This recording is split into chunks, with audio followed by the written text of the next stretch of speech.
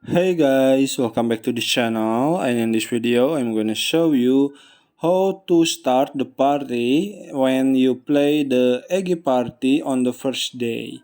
Okay, so without any further ado, let's get started.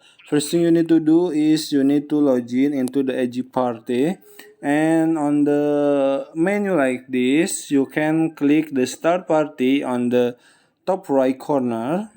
Start party, and then it will matching with the other player, and we will waiting until the 32 player. And if you are already loading like this, you are already join into the party with the another edgy player. Okay, so here it is. I hope this video was helpful for you guys. If you like the video, you can like, comment, and share, and also subscribe to this channel if you haven't done that already. And if you have a questions, you can leave it in the comment section down below. Thank you so much for watching, and bye.